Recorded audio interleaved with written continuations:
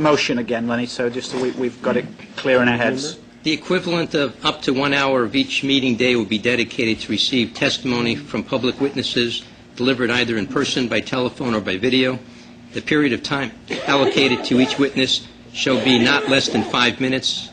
Witnesses can use their allocated time to read a prepared statement, to offer comments on committee reports or discussion, or to send in questions to the committee for response.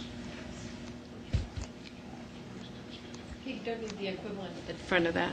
Right. Yeah.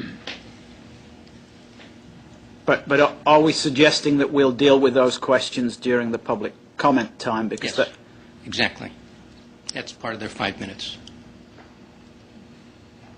Just that, for my part, I'm not sure that's workable. I would respectfully disagree. I think that you can't do the question and answer and the comments in the same breath. No. You're going to get somebody who is going to be appropriately upset about the fact that they are asking what they think is a simple question, but the person to whom they ask it does not consider it such and gives a prolonged answer, and you're eating into their time, not the answerer's time. I think they have to be You separate. could even put it in different parts of the day or in the morning when we're doing all If they submit their that's what I thought. If we want to Yeah. incorporate it into the meeting structure, we put it in somewhere else so that we Probably in can the deal with it morning, yeah. appropriately.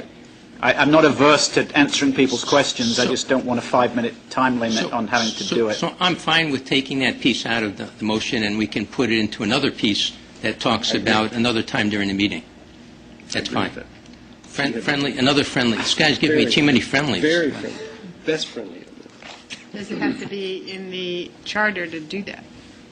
No. Doesn't have to be. It's best in the bylaws, quite frankly. If you put it in the charter, you're tied for 2 years. So that can be. You really are, I mean, sometimes it can be hamstringing to have something in your charter that's that specific, like video casting. What if the technology changed tomorrow?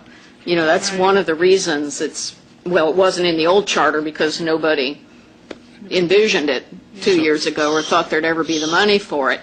But this draft charter, we were advised, we're better off leaving that for bylaws because technology could change. So I'll refer to that, to the bylaws. Have a vote on the bylaws at this particular piece, if that's appropriate. The whole thing? Yeah. Okay. So have you withdrawn the motion? Well, I'm putting a friendly amendment on my amendment, so that I'm basically saying that it's for the bylaws, not the charter. Okay. That's fine. So we're voting on a bylaw recommendation. Fair. Which, So- if you've Can I call not the looked at the question? bylaws, those are in a separate section, Chapter 7. And it does mirror the charter, but provides a little bit more detail there. Yeah. So, And we've asked for commentary on the charter, and a lot of information has come in about the structure of the meeting. So we have the time. We might as well deal with it today and place it where appropriate. So can I call the question? No. Just Could you explain the differences in the function for the bylaws and the charter? the bylaw is like our standard operating procedure manual, if you will. It's how we carry out the charter. It provides more details than what is in the charter. It can be changed on a moment's notice. If we, need to flex to address something, the bylaws are what really allow us to do that. If the charter is so restrictive that it's not permissive of something, we could just say, charter says, or it's silent on it. I mean, some would say, well, the charter is silent on it. You probably shouldn't do it until you specifically address an issue. So the bylaws is what allows us to.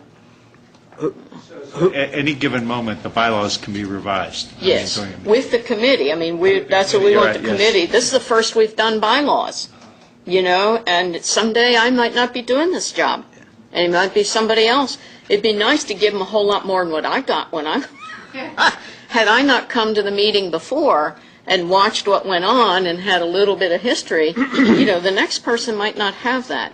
Likewise, ex officios. It's helpful, I think, to ex officios to know, this is how the committee operates, not just the charter, but to understand what that interaction is through the bylaws. So I think it will help all of us in our day-to-day operations in supporting the committee.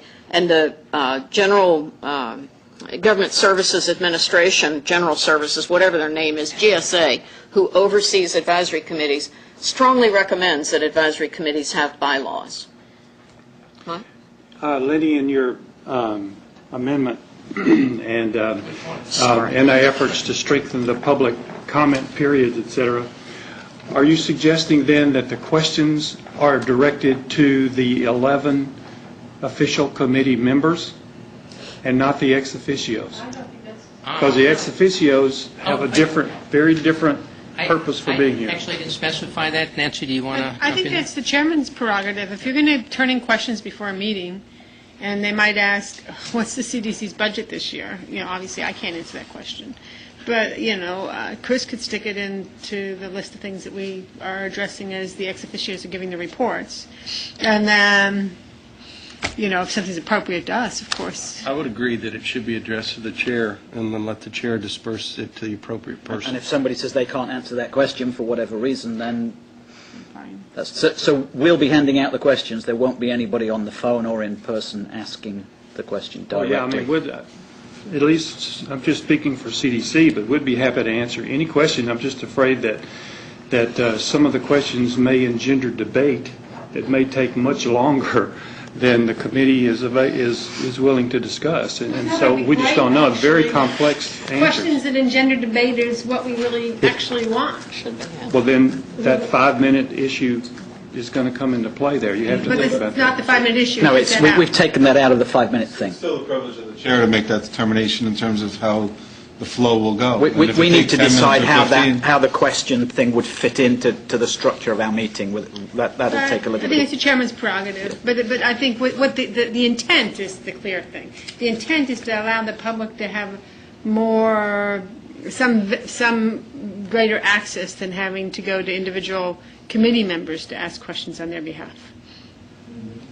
It really makes this process kind of two-way, but truthfully, that's not any longer part of this motion. So we can, I think there was a call to question sometime, I call that a question. and so there's a call to question on the floor.